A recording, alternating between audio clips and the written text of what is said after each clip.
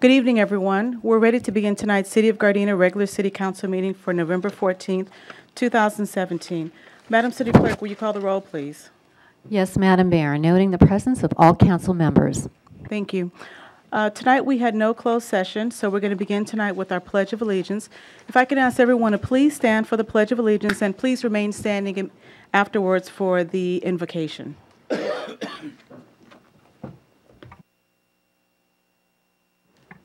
Please stand. Face the flag.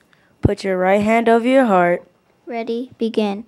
I pledge allegiance to the flag of the United States of America and to the republic for which it stands, one nation, under God, indivisible, with liberty and justice for all.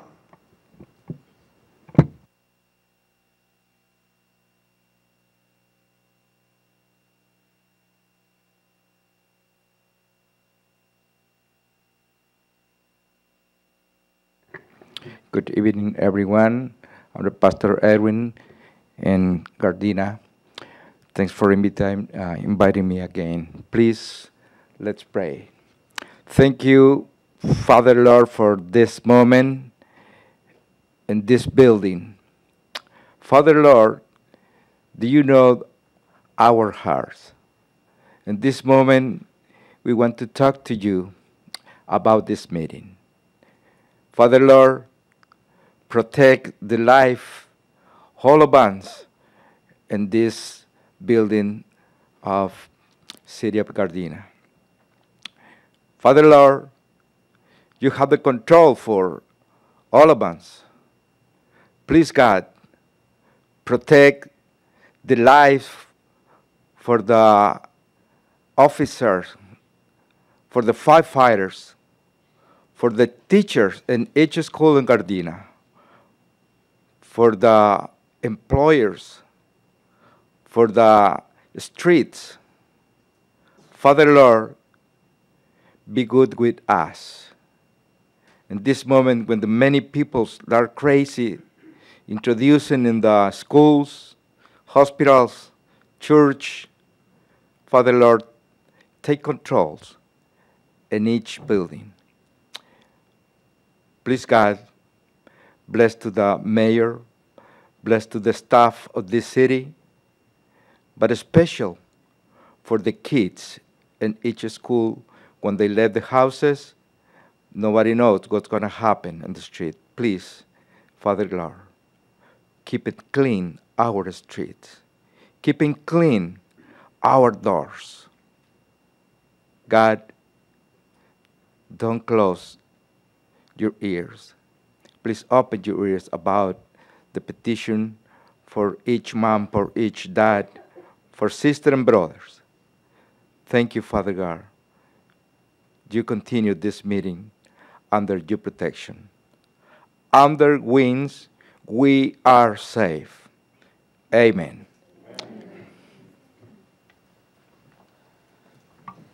You can be seated.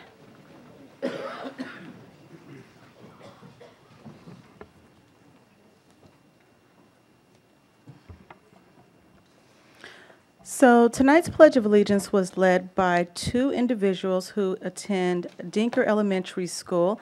And if I can get them to both come back up, Tyshawn and Kaylee. Come on back up. No, come to the microphone right there. So let me first start with Tyshawn Johnson. Tyshawn is a fifth grader, and he was chosen to lead in the Pledge of Allegiance tonight because of his outstanding role as a student in their school. And just recently, Tyshawn has been elected to be the Student Council President. So congratulations, Tyshawn. Thank you. And is there anything you'd like to say tonight? I would just like to thank my family for coming and my friends and other people who came to support me and my friends. Okay, well, thank you. That's very good. Very nice of you to say. Tell me, who brought you tonight? Your mom, your dad, your teacher? My mom brought me tonight, but many of my siblings came. Oh, really? Where are they at? Please have them stand up so we can. They're all in attendance. Right.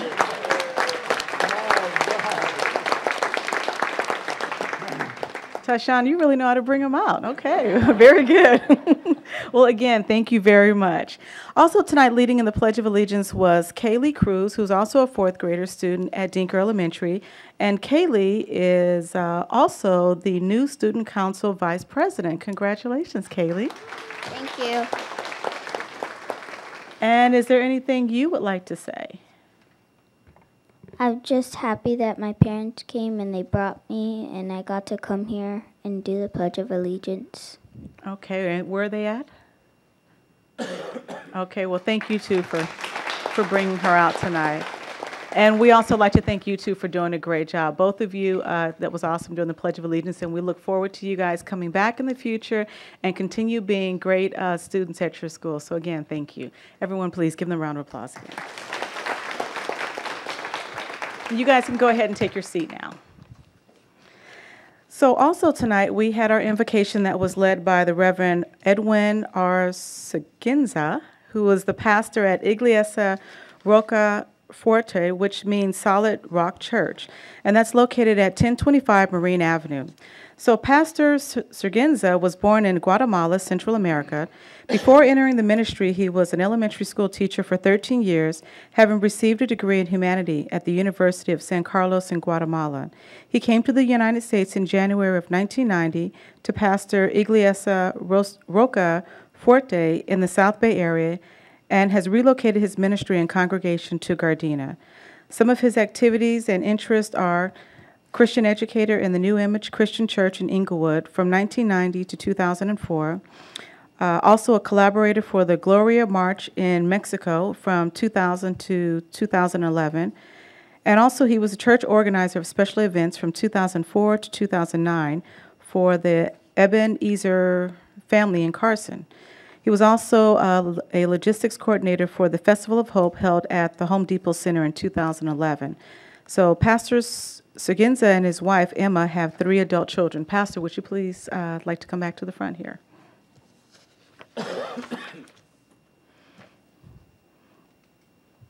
And you're welcome to say, if anything, if you'd like. Thank you again for this moment. I work too hard with many people in Gardena. In the future, we have many events for collaborating and work together with all people in Gardena. Thank you very much. Thank you as well. Everyone, please give him a round of applause. So tonight we also we have a presentation tonight. This is our second time around of doing recognizing a veteran here in the city of Gardena. And if I can, I'd like to ask Major Aaron, if you would please come forward to the podium here as I read his biography, as today we're going to be honoring our second veteran here at our city council meeting. So as he's coming forward, I'm just going to read his bio here. And it states, Andrew Aaron Jr. is a longtime resident of Gardena. He's a retired U.S. Army major with over 30 years of military service. He first volunteered his service and then enlisted in the United States Army on March 8, 1948. He was sent to basic training at Fort Knox, Kentucky, and was later assigned to the 10th Cavalry Regiment, the unit more commonly known as the Buffalo Soldiers at Fort Campo, Texas. After his assignment, he was transferred to the 758 Tank Battalion and shipped out to Japan. Upon his arrival, he transferred to the 24th Infantry Regiment, one of the 4 original Buffalo Soldier regiments. When the Korean War broke out, the 24th Infantry Regiment was sent to Korea. Trooper Aaron saw combat and was wounded in action. After receiving treatment for his wounds in Japan, he was sent back to Korea and assigned to the 2nd Division. He received a combat commission to the rank of 2nd Lieutenant in 1951. Trooper Aaron retired from the Army at the rank of Major with over 30 years of military service, including service during the Vietnam War. He has also held the title of President of the Los Angeles chapter of the 9th and 10th Horse Cavalry Association. His military honors that were received include the Korean Service Medal with Silver and Bronze Star, the Meritorious Service Medal, the Army of Occupation Medal, I believe that was from Japan, the American Defense Service Medal, the American Campaign Medal Badge, the United States Service Medal, the Purple Heart Medal for combat injuries during the Korean War. So today we are honoring Major Aaron here, and I'm excited to say that he was the person that I had the opportunity to select for my veteran of choice here. And before we let him speak here, we also have a second certificate of recognition that was sent from our State Senator Stephen Bradford here from District 35 here. And I'd just like to just hold this up here. I'm not going to read the entire thing, but we will bring this down here for Mr. Aaron to receive. Major Aaron, if he'd like to say anything, you can just turn him to the microphone there. Okay. We'll let. That's fine. I would like to thank everyone for remembering some of the things and some of the combat areas and social things that I have accomplished, and I have also dedicated to them, because I think anyone who serves you should dedicate service to you with the highest respect and honor. And as an old Buffalo soldier and retiring as a major from the United States Army, I think it's a wonderful thing to let you know that I thank the world of all of you because you work hard, and especially the city of Gardena. The city of Gardena is always in the spotlight and is always appreciated. So pat yourself on the back, and once and for all, I thank all of you too. Thank you. And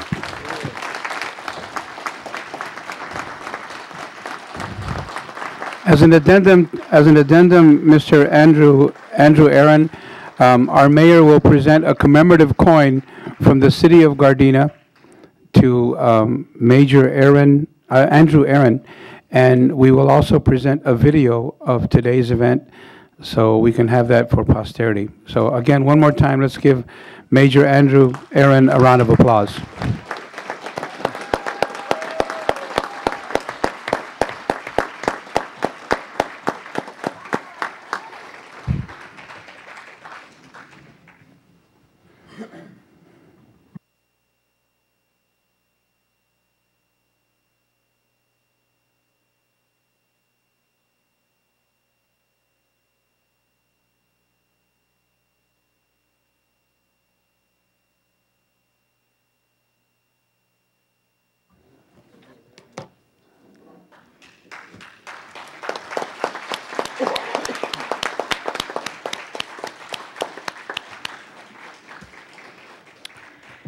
So also today, we have a proclamation. It seems that November 25th is 2017 Small Business Saturday. I'm going to just read this very briefly here. The City of Gardena has always celebrated and supported our local small business and acknowledged the contributions that make our local economy and community. According to the U.S. Small Business Administration, there are 28.8 million small businesses in America, which represent 99.7% of all businesses in the U.S. who have employees. Small businesses have been responsible for 63% of net new jobs created over the past 20 years. Reports show that U.S. consumers agree that small businesses contribute positively by supplying jobs and generating tax revenue, and consumers also agree that small businesses are critical to the overall economic health of the United States. The City of Gardena acknowledges that our local businesses create jobs, boost our local economy, and preserve our neighborhoods. There are advocacy groups, including the Small Business Saturday Coalition and Women's Impacting Public Policy, as well as other public and private organizations across the country, who annually endorse the Saturday after Thanksgiving Day as Small Business Saturday. So in support of this annual observance, the City of Gardena is pleased to hereby proclaim Saturday, November 25th as 2017 Small Business Saturday, and urge Gardena citizens as well as the citizens across the nation to support their local small business and merchants, not only Small Business Saturday, but throughout the entire year. So next we're going to go on to appointments. Does any member of the council have any appointments to be made to any commissions, committees, boards, or council at this time? If not, we're going to move on to the consent calendar. The take it everyone's read the consent calendar? Okay, I'm sorry, there's a question? Go ahead. Thank you, Madam Mayor. The question I have for you, Chief, or excuse me, Assistant City Manager, is in regards to our certificates of deposit. Do we have any stats on how many institutions we're working with that are managed by people of color? And if not, we should probably start trying to gather some of those stats. I know we have our CDs in various financial institutions around the U.S., but I'm trying to see how many are we working with that are local, regional banks within L.A. County and banks of, that are managed by people of color. Yeah, that we don't collect that data or that information. I think we could easily put that together. Just for clarification, are you talking about the specific banking institution or the actual manager? Many of these are The institution. not managed. The institution. Okay, understood. Okay, so if there are no objections to the consent calendar, can I get a motion to approve the consent calendar as it is? So moved. Second. Madam City Clerk, there was a motion made by Councilmember Tanaka and a second by Councilmember Henderson. Will you call for the roll, please?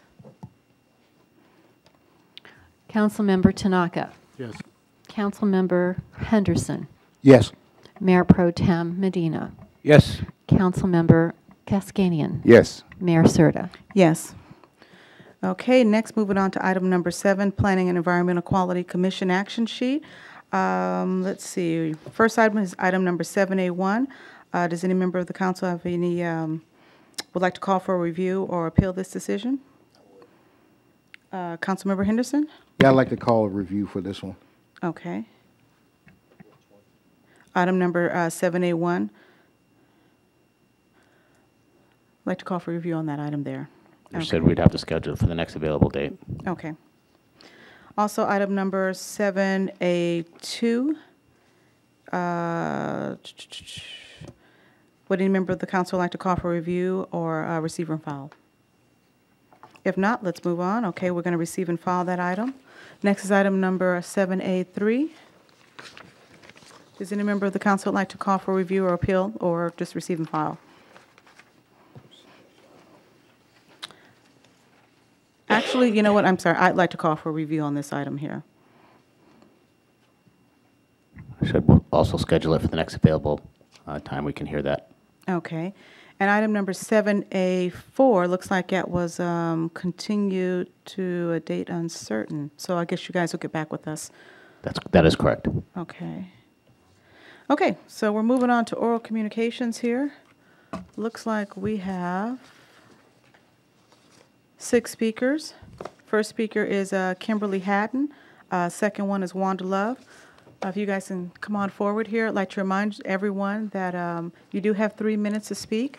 When the yellow light comes on, it alerts you that your 2 minutes have passed, and when the red light comes on, it lets you know that your 3 minutes are up. We kindly ask that at that time, if you can just kind of complete your statement then. Okay, go ahead. All right, good evening, Mayor Serta, City Council, and residents of Gardena. I am Kimberly Hatton, pleased to present you with news and updates from Sarah High School. CIF 7th Section inducts Coach Dwan Hurt into its Hall of Fame on October 18th. They will have another opportunity on this upcoming Thursday, on the November 16th, for another award ceremony. He was awarded this award, of course, after his passing, so we're very proud that the CIF has inducted him into their Hall of Fame. Congratulations to the entire Hurt family. Open house for prospective students will be on December 6th from 6:30 to 8:30 p.m. So hopefully some of our Dinker Elementary students are still here, and if they're considering their high schools, we definitely want them to choose and consider Sarah High School for their high school experience. With that concludes the updates that I have for Sarah High School, and on behalf of our principal, Mr. Jeff Guzman, we wish you peace and blessings. Thank you. Next, we have Wanda Love. Good evening, Mayor and Council. I am bringing just some updates from what's been going on at the Chamber of Commerce. As the President and Executive Director, many of you may know that the Chamber opened up a donation center for the hurricane victims in Houston, Texas. And a lot of people kind of wonder why we waited so long. Well, we did this by design because we knew around the holidays people were going to stop and forget about Texas. And after all of the other disasters, Texas kind of got pushed to the side. So we were donated a 2,000 square foot building by UEI College with all the utilities paid.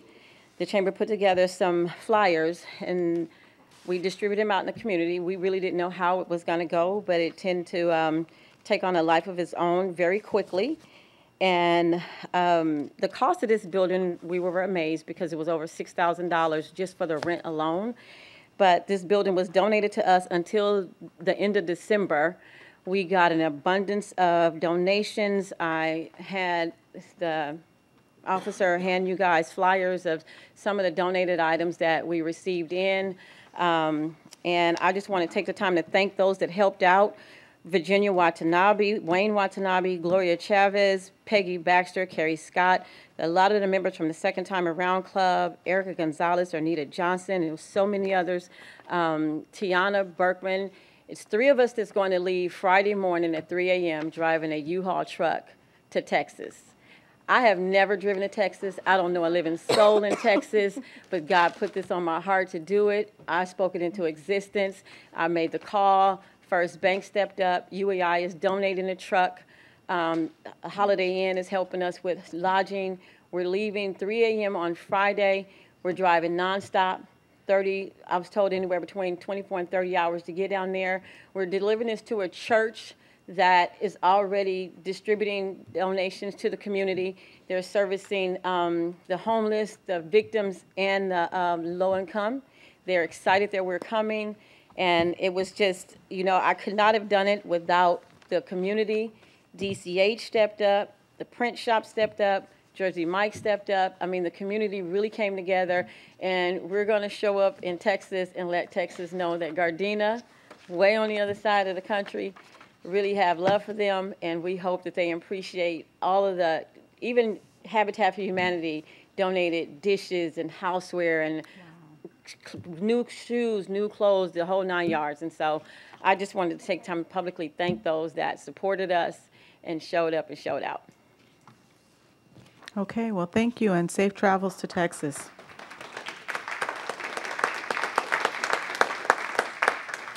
So next speaker is Virginia Watanabe, and after that is Terry Kennedy.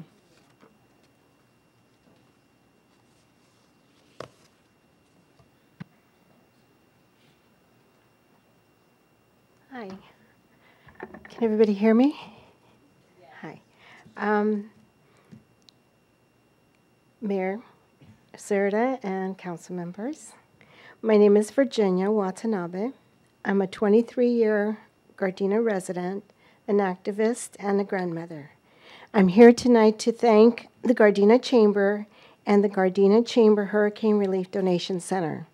I signed up to volunteer at the Donation Center 6 to 8 weeks ago. My responsibilities included opening the Donation Center to accept donations. We accepted donations 7 days a week from 10 a.m. to 6 p.m., on Saturdays from 10 to 4, and Sundays 10 to 2. We received so many wonderful items from the community. One particular donor that stayed with me was a gentleman who came in and who we started talking, as I usually do with the donors when they would come in, and just to get to know them. Currently lives in Orange County, but he attended school in Gardena. He donated items when he heard of the Donation Center and what we were doing. In his words, he loves Gardena and was happy to be part of this endeavor.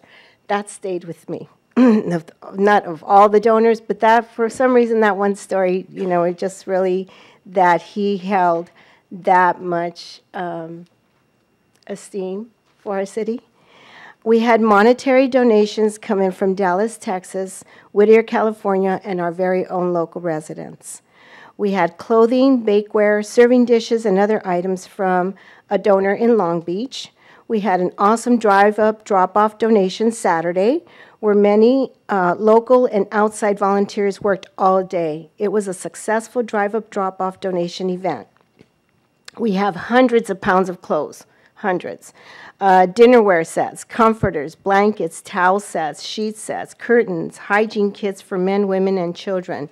Most of these items came in new. A lot of the items that were donated were brand new items straight from the package, which I was very impressed. Where was I? Hygiene kits for men, women, and children. The ladies from Second Time Around Club brought in the items to create hygiene kits. Oh, is that my time? Hygiene kits, and they put them together. So we have school supplies, which include backpacks, pencils, paper, and binders. We have toys. We have stuffed animals, all of which were washed and dried by our volunteers.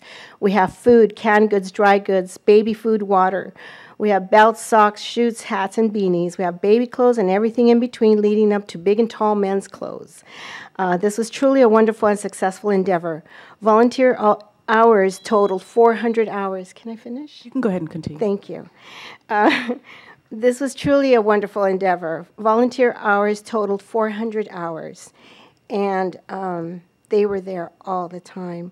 Were it not for this volunteer opportunity, I would not have had the honor of meeting the volunteers who subsequently became friends. For that, I'm grateful. And we're off to Houston, where I'm sure I will meet even more wonderful people, and it is my hope that what little we can do, it will ultimately help those devastated by the hurricane. Thank you.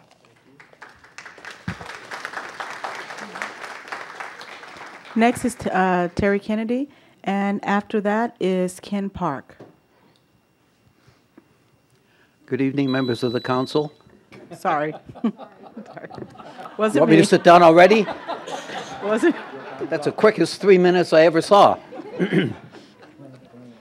Members of the council, at the last city council meeting, a man stood up here at this microphone and said some amazing things. In all the years that I've been coming to city council meetings, I have never heard a member of a committee or commission stand up here and be critical. But he was. I'm speaking about Jack Namath and what he had to say. He was critical of some of the members of his committee that you send to him that don't show up for meetings. And some are in the wrong category, too. There's 3 categories: landlord, tenant, and a neutral. It's really important for you to interview people that are on this committee. I think this rent mediation committee that you have is the most important one outside of the Planning Commission. And it's important. Why? Because probably 50% of our city are renters. That's a lot of renters. And if you know anything at all about the rents, and there have been lots of stories in the newspaper, rents are going up. And I don't know how they pay for it, really. And our city has this rent mediation board where a tenant can go with a complaint and be heard. And I think it's a great thing for our city. Of course, it has to work. And I was involved in bringing the rent mediation board to the city years ago, so I'm a little familiar with it, at least familiar with the political fights to get it here. So the main thing I want to leave you with is when you appoint people, you need to really interview them and not just pick a name and say, hey, we'll put so-and-so on. You need to interview them, make sure they're interested, they know how many hours they're going to have to spend. Maybe they don't realize the time involved. Anyway, so this is a great thing that we have here in the city, this rent mediation board, and I like to see it functioning the way it should. Thank you.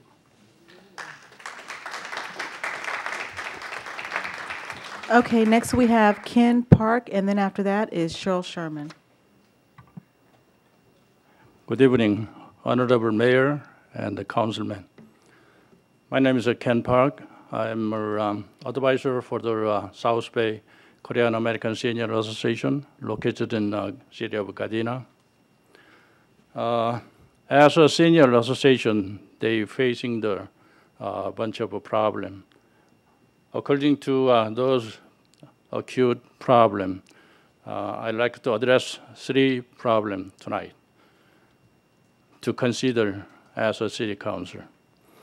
First problem is they have an old building as an office. So it's going to be very leaky on the rainy season. So they need repair very soon. At the same time, they are non-compliance of ADA because of almost a 60 years old building. Second thing is it's a nutritional problem. Many seniors, they're getting the food stamp or getting the Social Security. But somehow, somewhere, somehow, they need an additional nutritional program. Third thing is it's a health and recreational problem. They like to have bus service at least once or twice a month in conjunction with the other ethnic group or their own. So I like to ask you, consider those problems as a small ethnic group facing. Thank you, sir.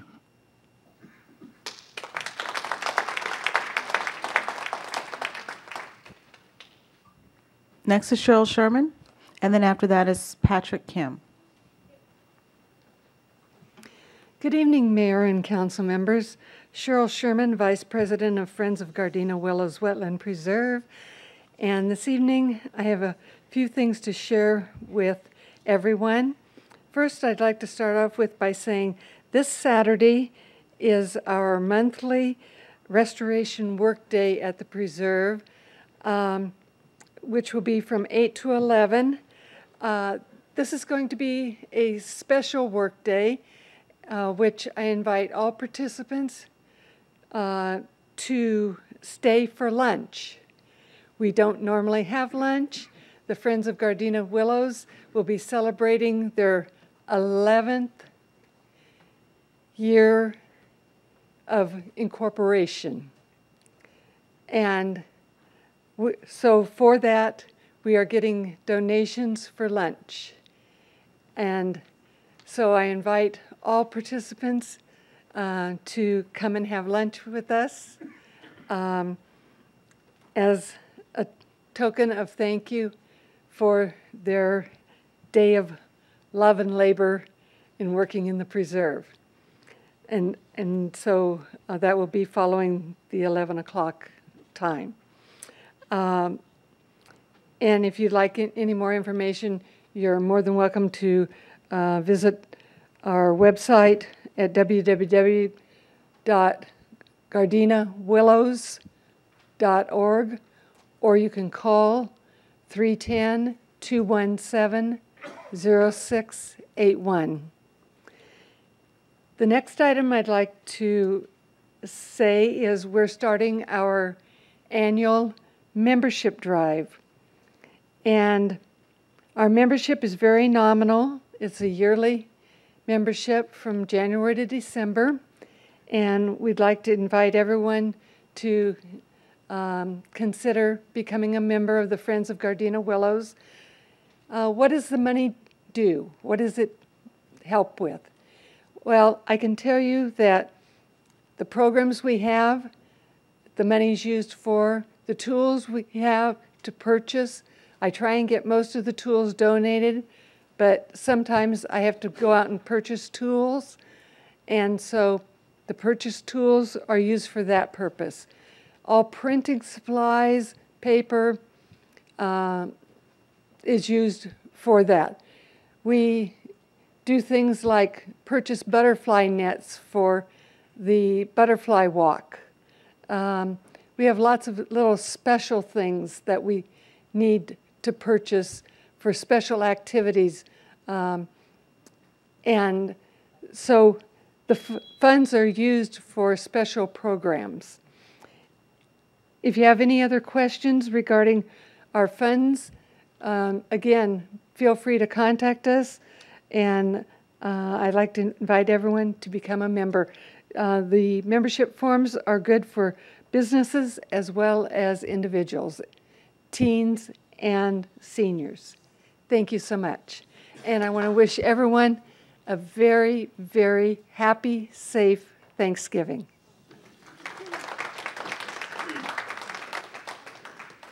Next, we have Patrick Kim.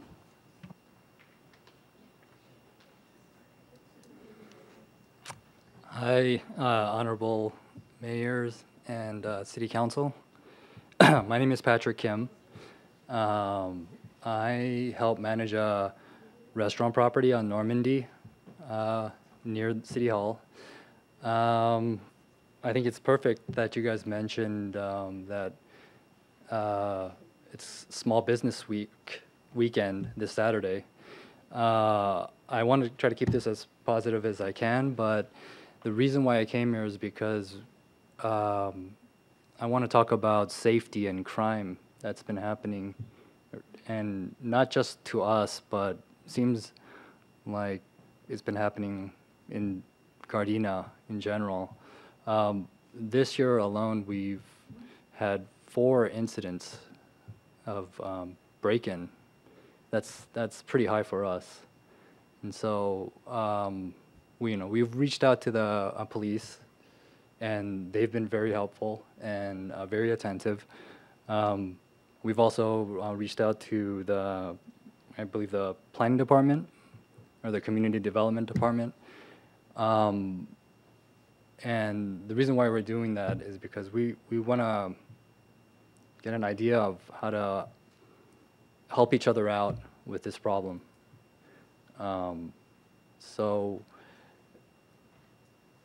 actually, maybe kind of expand on this Small Business Saturday in terms of safety as well. And if you can kind of broadcast that, that'd be great. That's all. Thank you. Okay, thank you.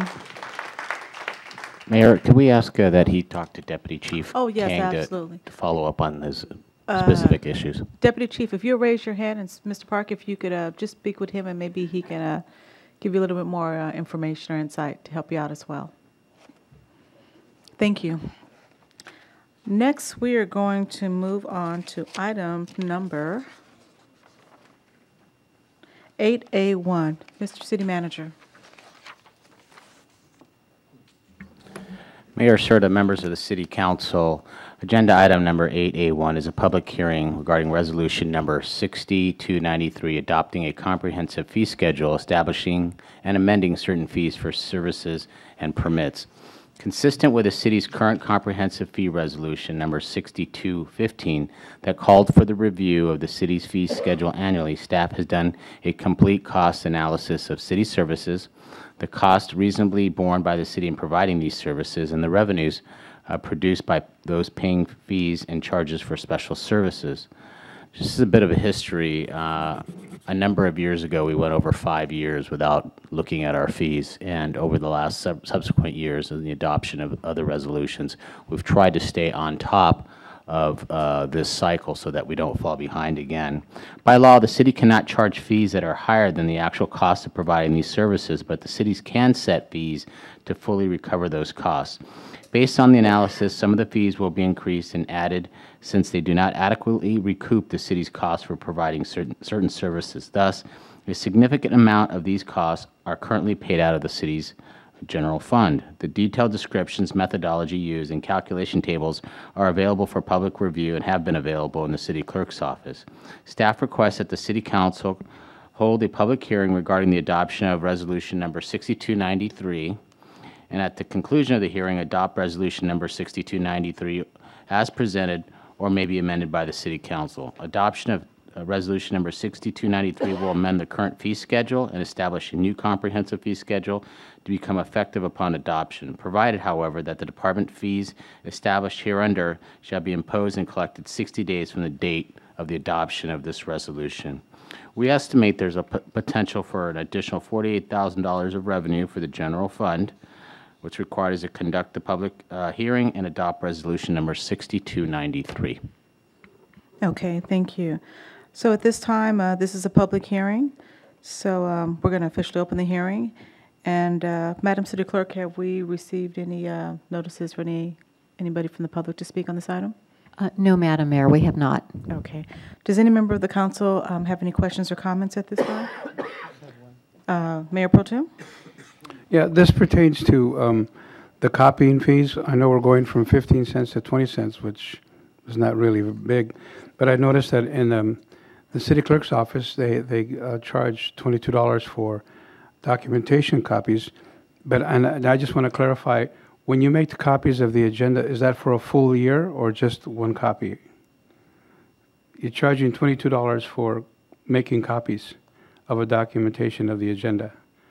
So the question is that for the whole year, or is that just one, or do you know? I'm not sure. I've never heard of the $22. It's on there. Look in your... Okay, I don't have, let me see. Um, For a copy of the agenda, we would just charge 10 cents a page for black and white. I'm just going by what I read, which is copies of the agenda. Where'd it go?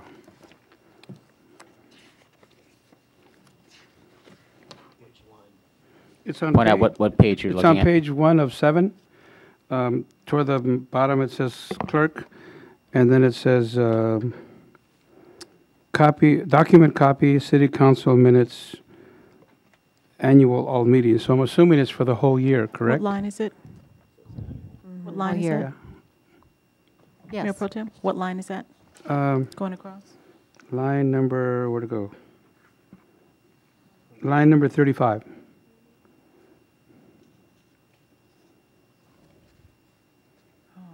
It's a reproduction of all the minutes. Okay, I just wanted to clarify that, even though it says annual all agendas, so, because I was multiplying 20 cents times, never mind. Understood. Any other questions or comments? Okay, I have a couple in regards to this here, and let me be more specific. On the same page, page 1 of 7, and I believe this is item number 6 and 7. It's a duplication of the 911 calls, and I'm not quite familiar. Is it just a printed out version of that? Where I notice it's like $50? One, it just says a duplication of the 911 call, and that's item number, line 6. And that's something, it looks like it's a new fee that's being added on? Those are our digital files. Okay. So if somebody is requesting that, then we're charging $50? That's correct. So who would normally ask for this? A resident who wants a copy of this, or like a department, like, I don't know, like an attorney or something? Or? Attorneys, insurance companies, et cetera. Okay, we can charge them that amount, okay. One other question, item number 29 under animal control. I believe this was it's number 30, a special pet permit, I'm sorry. What would be a special permit? I mean, what's different about a special permit versus a regular pet permit? That's a good question. Related to another council agenda item that you have in there is talking about adoption of the county's code. So as we adopt the county's codes, there's certain fees that are now added to our fee schedule. That's another agenda item coming up in the package. Okay. Any other questions, comments, or anybody else? No? Okay, at this time, I'm going to go ahead and close the hearing. And let's see, ask for a motion to adopt resolution number 6293. So moved. Okay, Madam Clerk, there was a motion made by Mayor Pro Tem Medina and a second by Councilmember Tanaka. Will you call for the roll, please? Mayor Pro Tem Medina. Yes. Councilmember Tanaka. Yes. Councilmember Henderson. Yes. Councilmember Cascanian. Yes. Mayor Serta. Yes. Next up is item number 8A2. Mr. City Manager. Mayor Serta, members of the City Council, this is the item I was just speaking of. Agenda item number 8A2 is ordinance number 1783, amending Chapter 6.02 of Title 6 of the Gardena Municipal Code pertaining to animal control services. City Council adopted Title 10 Animals of the Los Angeles County Code by reference in 2011. Between the time the city last updated its animal control services ordinance and the most recent Title 10 changes, there were other charges and changes to the LA County Title Code 10. Gardena's contract with the Los Angeles County Animal Control requires the city, because they provide this service, to adopt the most recent version of Title 10 of the LA County Code. The city desires to update the Gardena Municipal Code to incorporate the most recent version of the code. Since ordinance number 1783 adopt these codes by reference, it's necessary that it be introduced at a hearing date to be set by council. Staff recommends for City Council to introduce the ordinance and set the public hearing date for the December 12th, 2017 City Council meeting. There is no fiscal impact. Just one other note, one of the things we're also going to be adding as an additional service is canvassing for dog licenses, et cetera, in our community. We have not done that in a number of years. Right. So that's an additional service we're going to be asking the county to provide. Unrelated, but sort of related to this agenda item. What is required by the City Council is to introduce the ordinance and set a public hearing for December 12th, 2017 council meeting. Okay, before I ask for someone to introduce this ordinance, I'd like to ask a question in regards to that. Something you just mentioned about asking to canvass, I guess, the area. Is that something that they stopped offering, or is it just our city didn't get it anymore and other cities get it, or just what? Nothing that the county provides is free, so we elected not to do it because it is a considerable cost, but we recently did an evaluation. We believe the cost-benefit analysis shows that by us canvassing, we will recoup those fees and also mitigate some of the problems of unlicensed, aggressive dogs, too many dogs in residences, et cetera. So it does a number of things. Okay, great. Thank you. So at this time, I'd like to ask if someone will, one of the council members will introduce this ordinance. So moved. You'll introduce it? Okay. So at this time, the ordinance has been introduced by Mayor Pro Tem Medina, and it looks like the public hearing is set for December the 12th. So next item is item number 8C1. Mayor Serta, members of the City Council, agenda item 8C1, A and B, is the City of Gardena's Emergency Operations Plan. Part A is a resolution number 6295, adopting the City of Gardena's Emergency Operations Plan, and 2 is approve the letter of promulgation. Just as I want to digress a little bit, about almost 2 years ago, the City Council authorized about $150,000 to upgrade our emergency preparedness efforts in Gardena. During that time, we've done a lot of different things, enhanced our EOC operations. We've done a significant amount of training locally here, and then as well as send a lot of our personnel to outside training. This is sort of the culmination of this. This is the city's emergency operations plan. It's a binder that's about this thick that talks about everything that you can imagine, whether it's a natural, man-made disaster, where people can go, where we're going to house them, agreements with other providers, shelter, distribution points. It's a whole series of different information. It is designed in an emergency to be pulled out and to be used as a reference to deal with whatever particular issue we're dealing with, and it is very scalable in that nature. So we should all be very proud that we have a very comprehensive and up-to-date emergency operations plan once this is approved.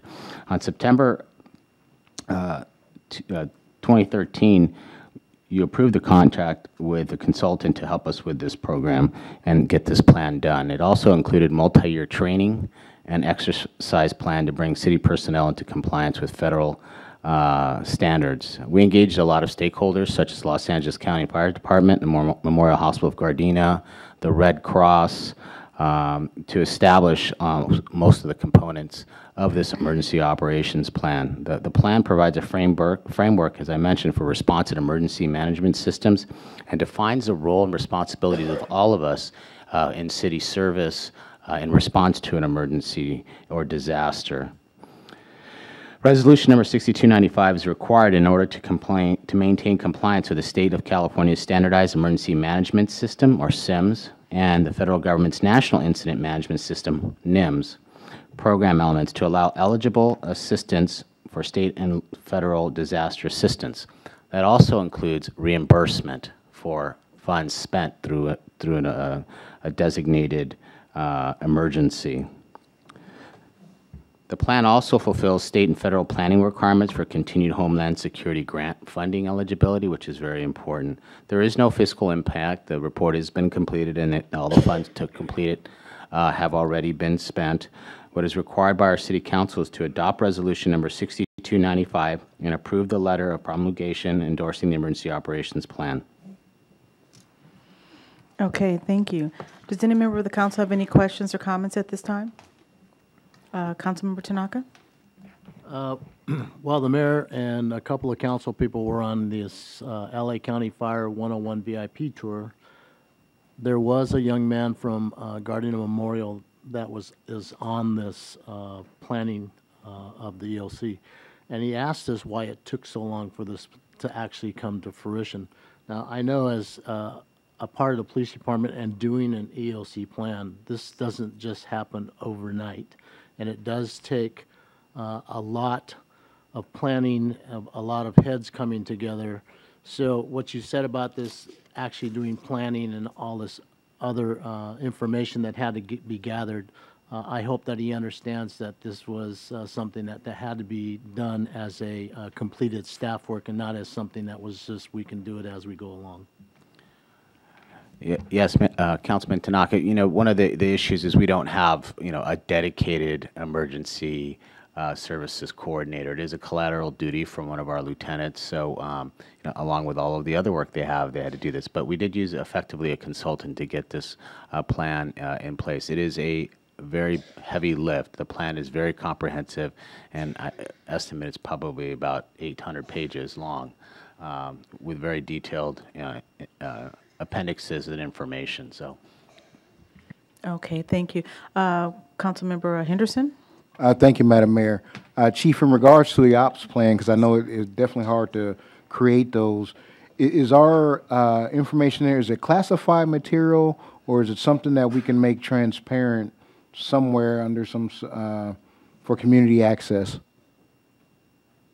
No, I mean, nothing really is in the plan is classified. The plan is highly dependent on community participation, so they need to know, whether it be our CERT folks, our emergency communications volunteers, our neighborhood watch coordinators and volunteers. So there's nothing really in the plan that would be confidential. The only thing I could imagine is maybe some of the detailed information of maybe the police facility or other things like that, but most of the rest of the plan there's nothing confidential in it.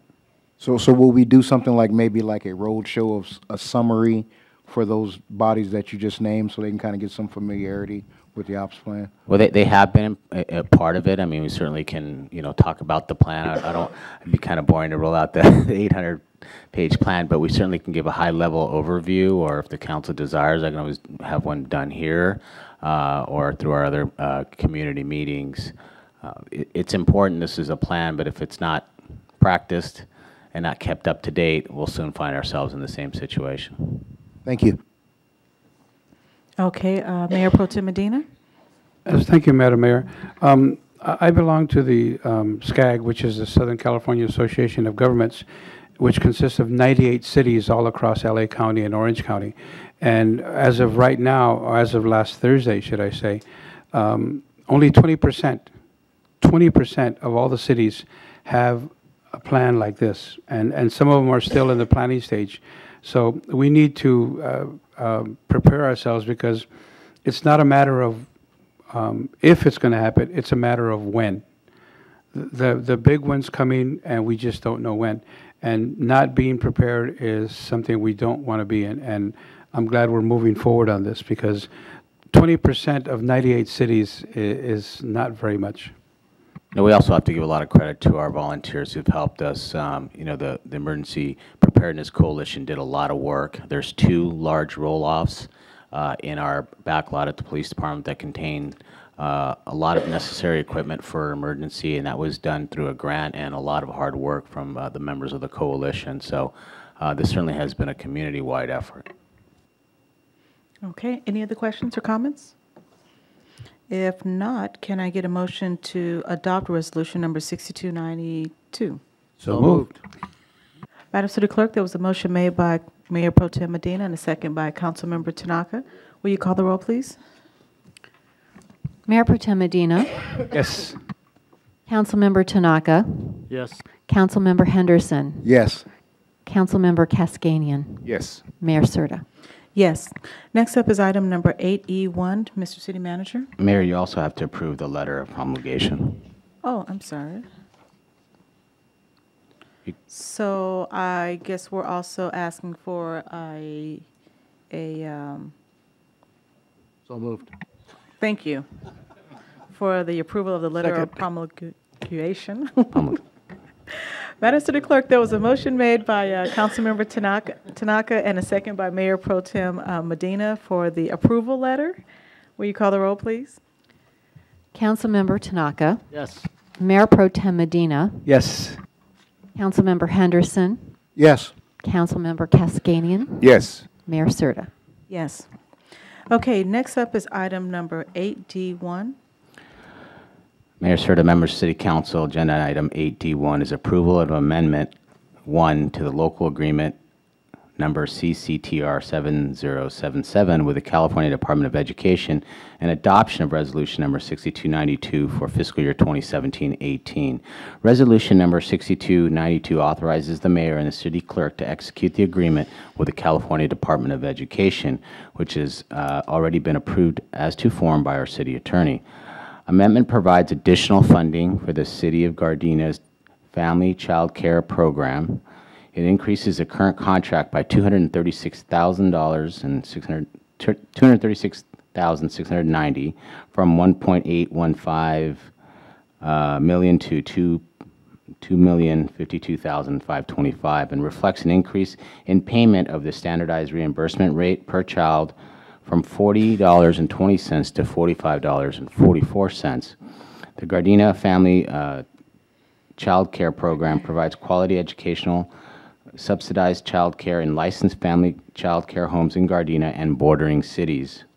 Services are provided to low-income families whose parents are employed in school training or seeking employment or are incapacitated and require assistance. Support services are also provided for the benefit of the total family.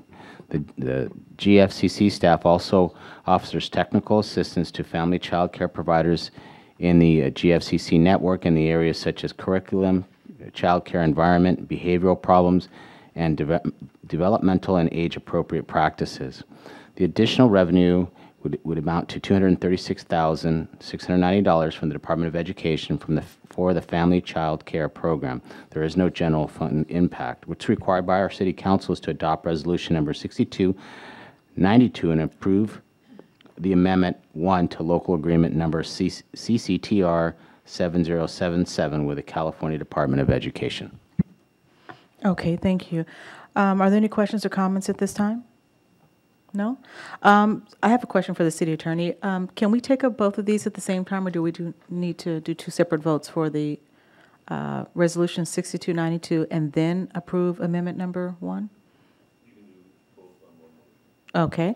Can I get a motion to adopt Resolution 6292 and approve Amendment 01? So moved. Is there a second? Madam City Clerk, there was a motion made by Councilmember Cascanian and a second by Councilmember Henderson. Will you call for the roll, please? Councilmember Cascanian. Yes. Councilmember Henderson. Yes. Mayor Pro Tem Medina.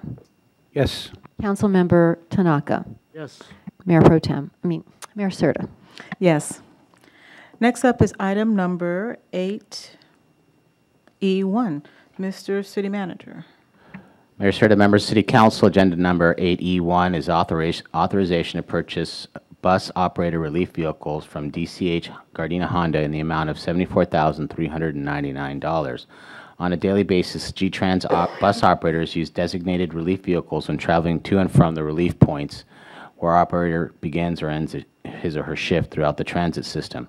These vehicles receive heavy wear and tear, and the ongoing replacement of such non-revenue capital equipment is necessary in order to maintain a fleet that is safe, efficient, and reliable. The purchase of 4 operator relief vehicles will replace 4 older vehicles that have reached their end of service life due to age, general wear and tear, or excessively high maintenance cost.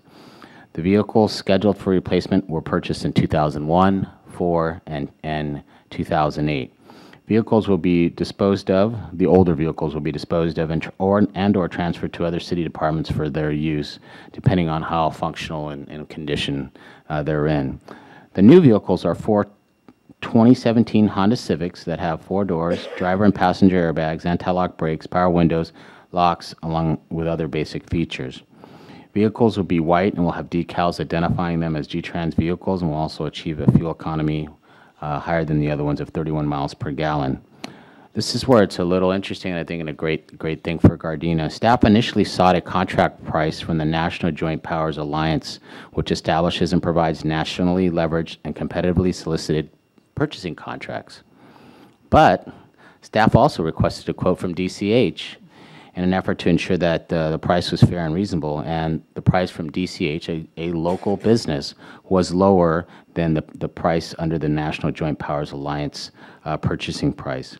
They were able to offer a low price of $18,599.66 per vehicle as compared to the other price from the Joint Powers Alliance of $21,741 per vehicle. The 4 new vehicles will cost a total of $74,399, which includes a 9.75 state sales tax and an 8.75 tire tax per vehicle. This is a good opportunity, as we've discussed before by the City Council, to look at all opportunities. All these state and federal pre-negotiated contracts are often good. It's always wise to look at other opportunities, and I commend the G-Trans for looking at that and saving money on the purchase of these 4 vehicles. There is no general fund impact. G-Trans has existing local capital funds designated for the purchase of these vehicles. What is required is to authorize the purchase. Okay, thank you. Are there any questions or comments? Councilmember Henderson? Thank you, Madam Mayor, and I definitely agree with you, Chief. Some of these state negotiated contracts are not as competitive. In regards to the vehicles that may or may not be cycled to other departments, will that department have to absorb the maintenance that may or may not occur on that vehicle that they absorb? And if they get that, will they have to budget that because they didn't have that expense before? What generally happens is there's an assessment done whether the vehicle it's worth to transfer to another department. Then that department is required to absorb all of the cost. But most of the time, it is in exchange for another vehicle. It's not an additional item to the fleet, so they'll probably just replacing something that's older. There has been opportunities that we've received vehicles from G-Trans, some larger, higher capacity vans that the parks got. Those once it's transferred to parks, unfortunately, G-Trans can't pay for it, although we'd love them to, but they can't. Thank you. Councilmember Cascania? Thank you, Madam Mayor. Mr. City Manager, what's the furthest this vehicle travels? What's the furthest point? Downtown LA from the bus station or bus depot? I'm not familiar with all of the points where they change drivers, and if Mr. Crespo can come up and answer that would be helpful. Thank you.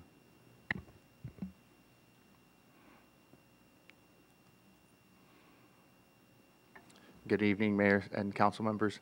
So sometimes typically it's farthest is like the South Bay Galleria, but at any given time we may do an exchange in downtown LA. So you could always kind of look at the furthest point, wherever we go is downtown LA. Southern part would be PCH and Normandy. Kind of Compton Station would be the far east, and then west would be Redondo Beach, LAX. So we kind of stay always within somewhere where our buses are. So within, I would say, 15 to 20 miles at the most? Yeah, you could say Something that. like Yeah, downtown is probably 15, right. 20, yes. Have we ever considered electric vehicles instead of gas vehicles? Well, we did consider it, as you know, for our buses. Currently, we don't have the infrastructure to charge the electric vehicles. This was just an opportunity to kind of transition to a cleaner vehicle. We're replacing our Crown Victorias that are, big guzzlers. Yes. So this was getting us close to like 31 to 40 on the city range miles. So they are gas-operated vehicles. These are gasoline propane. Civic that were pretty lean, as you guys are familiar with Civics. Yeah. Okay, thank you very much, sir. Okay, no other questions? Well, I too would like to, Ms. Crespo, thank you guys for reaching out to one of our local dealerships here. I think that was very wise in doing. I know that's something that's generally discussed a lot at, I believe it's our Economic Business Advisory, is that what it's called? Business Advisory Committee. And, you know, they want to see this, and thank you for doing that. So hopefully some of our other departments will consider that as well, too. So, Thank you. yes. Okay, so can I get a motion to approve this item here? So move. Second.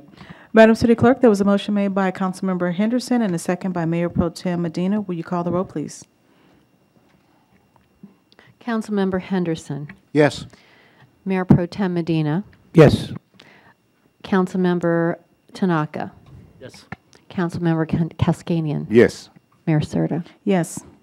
Next up is item number 8E2. Mr. City Manager.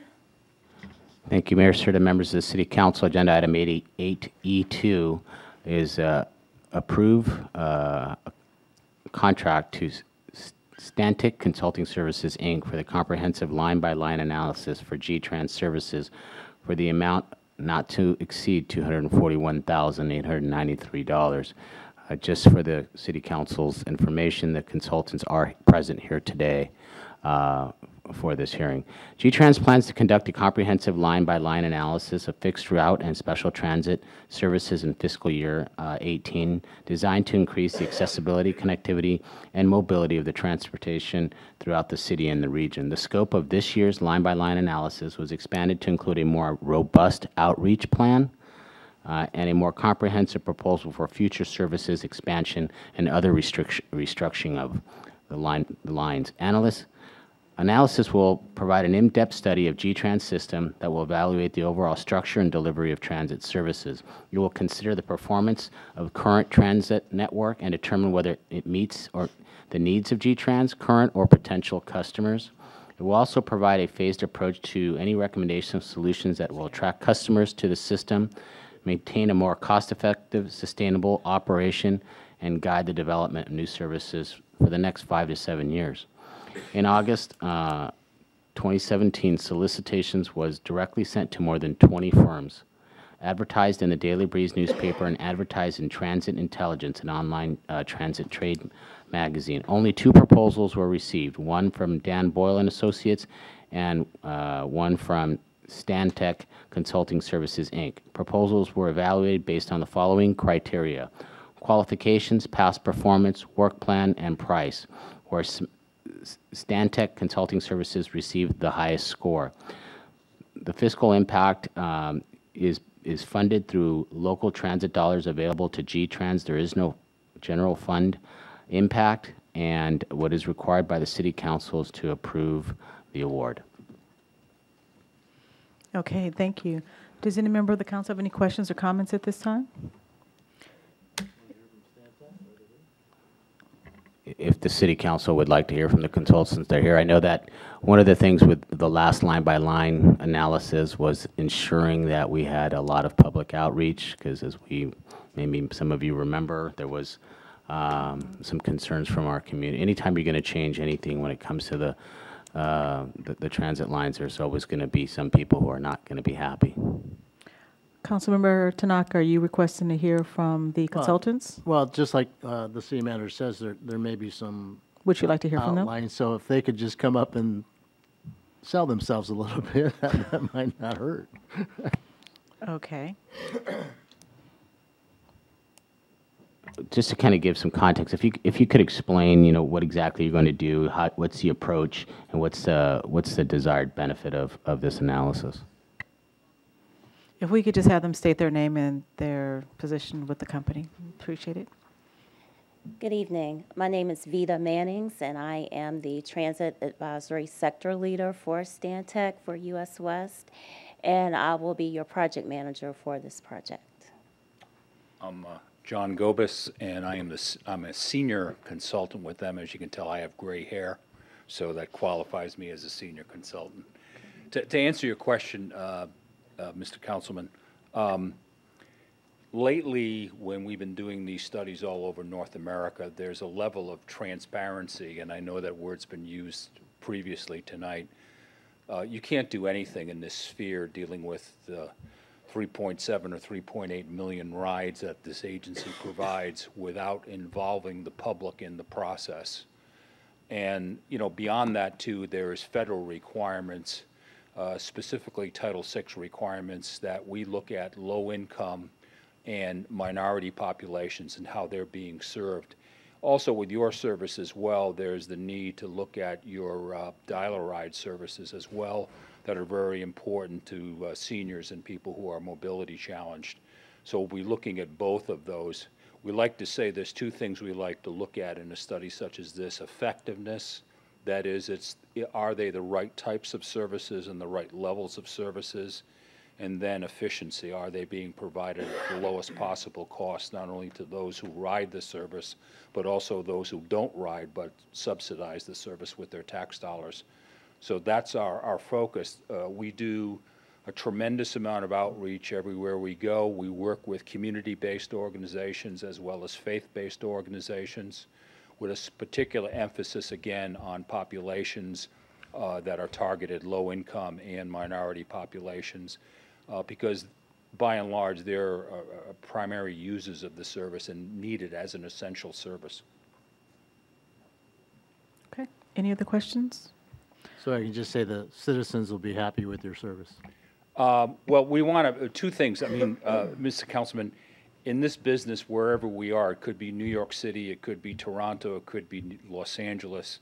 As you read in the LA Times, there's a lot of pressure on transit agencies to retain their existing riders. And that's one of our primary missions, is not to disenfranchise those who are riding today and keep them riding, because the best marketing of public transportation is the word of mouth of those who are riding today. If they're satisfied, they're going to tell their families, friends, and neighbors about the service. Okay, thank you. You know, as I was reading through here, I like the idea that you guys are even looking at possibly the concept of maybe trying to work with Uber or Lyft, because that seems to be the trend now.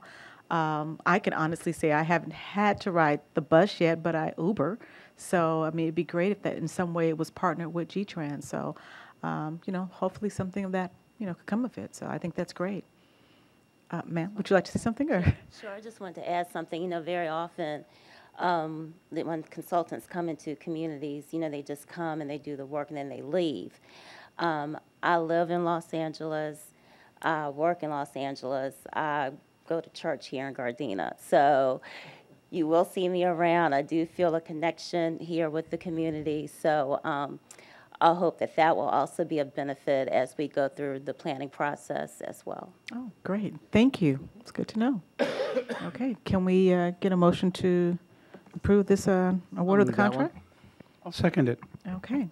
Madam City Clerk, there was a motion made by Councilmember Tanaka and a second by Mayor Pro Tem Medina. Will you call the roll? Councilmember Tanaka? Yes. Mayor Pro Tem Medina? Yes. Councilmember Henderson? Yes. Councilmember Cascanian? Yes. Mayor Serta? Yes. Okay. Next up is council items. And this is speaking directly more to the verbal reports from the attendance at the 55th Sister City trip here. I'm going to ask if all the council members will consider giving your report during your remarks, if you guys don't mind. And then I think we're going to go ahead and move on to council directives at this time. Does any member on the council have any directives? Councilmember Henderson? Thank you, Madam Mayor. It's in regard, Mr. City Manager, in regards to our departmental monthly reports. Without them, so let me get my question together. So is it possible for us to have this data available, minus personnel records, but for those that would be interested potentially to get them from the city clerk versus putting this type of information on the website or something like that? Is there a possibility we can create an executive summary of our departmental reports available for the public?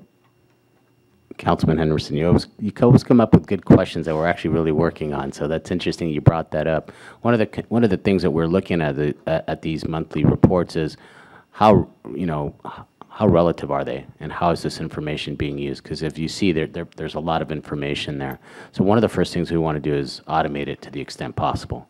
So that's going to be easier to share with our community and you know, pare it down so it's useful information that the council can use, our community can see. So certainly we'll take that into consideration and how we can better share that with our community and make it easier for them to digest. And you're right, there are some things in there we can't share, but the vast majority of it you can.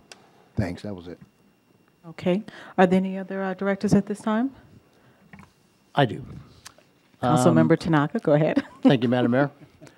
I've actually noticed a lot of the street lighting is starting to change. It looks like it's going from regular low lighting to LED. Can you just give us an idea on what the progress is and how long it's going to actually take for maybe all of the city to be LED? I don't want this to be a major deal, but I'm just like an estimate.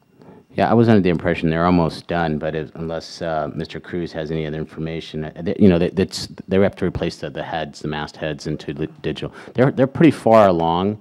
You know, I'd estimate that, you know, probably by the first quarter of next year they're going to be done. Because if you notice throughout our city, the vast majority of them have already been done, certainly on arterials.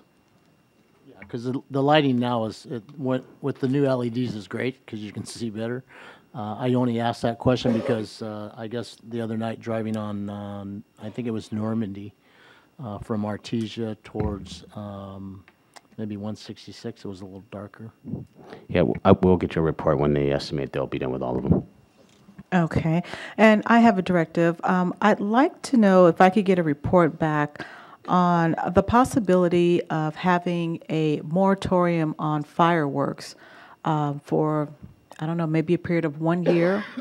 I think if that's something that's possible, if legally we can do something like that, if it is possible to do it, I just think until we can kind of figure out a better way of getting the message out about illegal fireworks, if we can just give the people in the community a break, because every year it's just getting worse and worse. So if you could maybe get back with me to see if we could legally have a moratorium of maybe a period of 1 or possibly 2 years.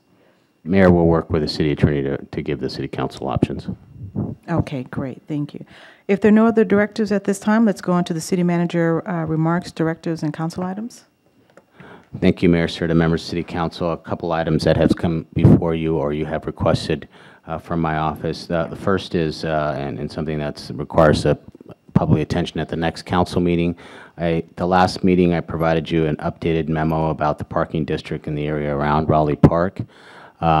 We have staff recommendations there. If I do not hear from the City Council relative to any other changes, we will go ahead and proceed and add that to the next agenda for approval by the City Council.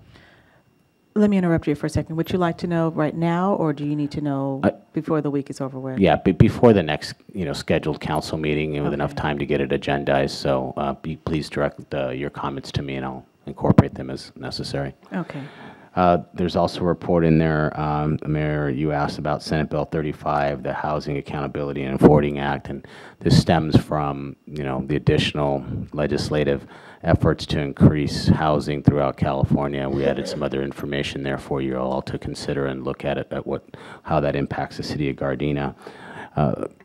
Although it was mentioned earlier through oral communications, you also have a memo in your package regarding rent mediation.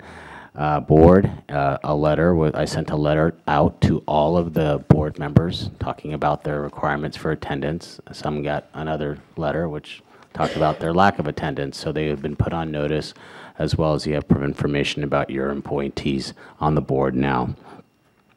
We completed our survey of CERT-trained employees and other training. You should have that in your council packages tonight.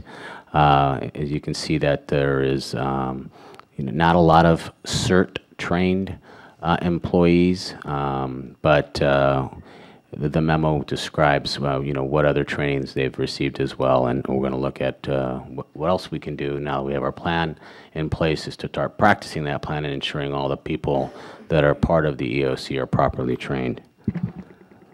I'm happy to announce that we have pretty much completed the massive work that was done at City Hall on the south side with a wall It was a very, very big effort to get that done, and I want to thank both Kelly Fugio and Joseph Cruz for their partnership in repairing a wall that has been in very poor shape for probably a decade.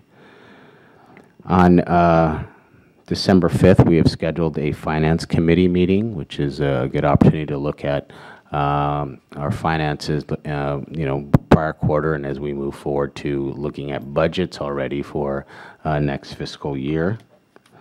And I'm hoping everyone has seen the new monument on Artesia. It's a beautiful monument, two-sided. It's lit, and the landscaping has been improved there. I think it's a real nice addition as you come off the 91 freeway or you're leaving, getting on the 91 freeway, to have a real nice monument sign. It is modeled after the same one on Rosecrans and Manhattan Beach Boulevard, and we're getting a smaller version of one on 135th. It's going to be a little bit of a different design because same kind of design, but just material, because it's a very small median there. And that is all I have, Mayor. Okay, thank you. That was 135th and Crenshaw? Yes, as you enter. Okay, thank you. Okay, so next up is council remarks. We're going to begin tonight with Councilmember Tanaka. Thank you, Madam Mayor. I'm going to keep my Ichikawa trip short because I know everybody else wants to say something about that one. But, on behalf of the city of Gardena and the council members that traveled to Japan for our 55th anniversary, I've been there. This is my third trip, but those that haven't been there, I hope that they remember this trip. I hope they remember how well they were welcomed and received and treated. Mayor Kubo and the council president, Mr. Matsui, and his staff, they went well beyond what any city would do for a visiting delegation. We had a great time. It was a busy schedule. Unfortunately, our flights kind of got a little bit skewed because they canceled a flight on us, but once we got there, things were just on schedule, and it was a great time. My council parts will tell you that it was just astounding on what they did. And I would like to commend, is Yvette still here?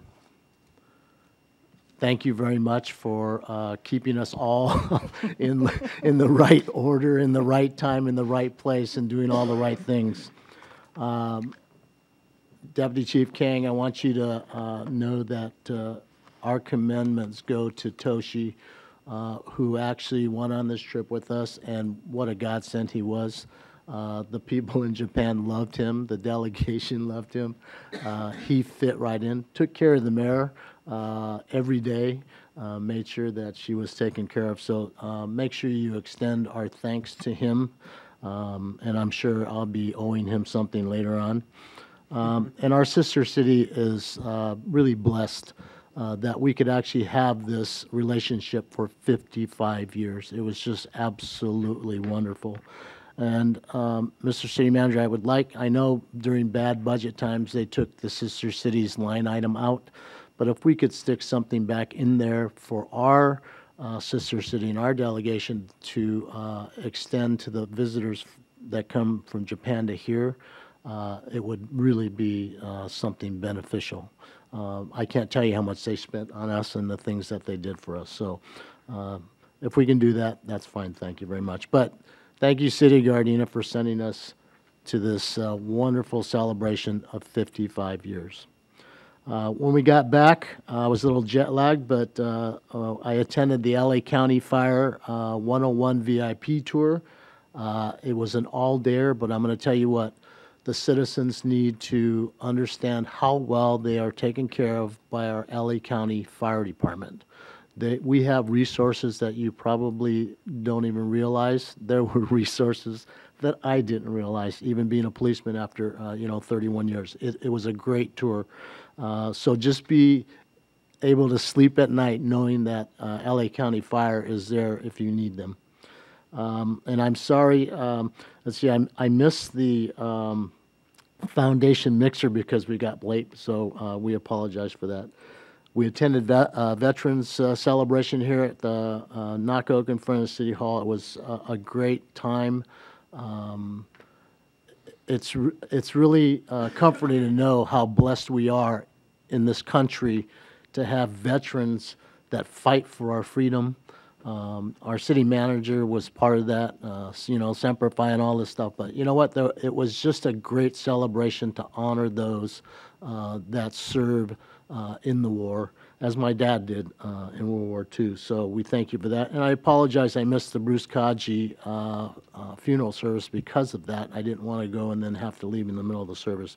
But on behalf of the city, Bruce Kaji, you are a great man, and you will be sorely missed. Sunday, Dan Medina at the Elks had the Veterans Breakfast. It was a great day. I think we served about 140 people that day at breakfast. It was a great time. And lastly, I have a message from Al Murasucci, our assembly member, who is doing a turkey giveaway. It's going to be at the JCI right here on 162nd from November 20th at 10 a.m. to 1 p.m. So if you have any questions, contact Al Murasucci's office. And I want everybody just to be blessed this Thanksgiving. Be thankful for what you have, and bless somebody else when you're thinking about it this year. So thank you. Okay, thank you. Next, we have Councilmember Henderson. Thank you, Madam Mayor. I would also like to reiterate the Ichikawa trip. It was definitely an enlightening trip. It felt like going home again. I hadn't been to Japan in probably about 25 years, so it was a great trip. The actual sister city delegation, our community members, represented us very well because they were wily old vets. They knew how to kind of guide us along on what we needed to do. I also want to thank Officer Toshio for his dutiful service in regards to being our escorts over in Japan. And I will reiterate, they really laid it out for us in regards to City Hall, the welcoming that they gave us at their City Hall. I've never seen a place where everybody showed up to work. It was incredible. I had to ask, is everybody here today? The whole City Hall was there at work. So that's definitely a testament. It was also a great opportunity for us as colleagues to kind of be out of the normal space and kind of actually fellowship and different things like that. I've learned a lot from my colleagues. I learned something unique about Councilman Tanaka. We both have a love for French cuff shirts, so that's a good thing. So, you know, that's what we prefer if we can afford that. So that was great. It was a good time. I had a good time with my council colleague Art Cascane in regards to dressing in kimonos. We both had the same experience with our folks trying to dress us in kimonos because we are men of prosperity. So, and that was on display. So that was a good thing. And then when we got back, was also jet lagged as well. So I tried to hang on as long as I could when I got home, but I passed out. But after I woke up, the events that we participated, or I participated in, I went to Holly Park Methodist Church to celebrate their 61 years of community service to our community. So that was a great feat, as well as working with the South Bay COG Committee on our broadband study to see what we need to do in the South Bay to have fiber infrastructure here in our community so we can start attracting businesses, more businesses here. I also attended the New Earth ribbon cutting for a school that's actually at the site of Holly Park Methodist Church. So they have a charter school there. We all attended the police fire recognition at Gardena Moneta Lodge. I know you want to talk more about that. That was great. The LA County Fire Tour, VIP tour. The LA County Fire actually has a lot of resources that we are not aware of. So it was a real educational trip for us. They have a lot of things that are at our disposal, at many cities' disposals. I think they're servicing 58 cities in LA County. There's 88 cities in LA County, so that is probably one of the largest organizations I've seen next to the federal government in regards to how their communication flows between the chief, deputy assistant chief, so on and so forth. It was confusing after a while, but they do a great job. So that was wonderful.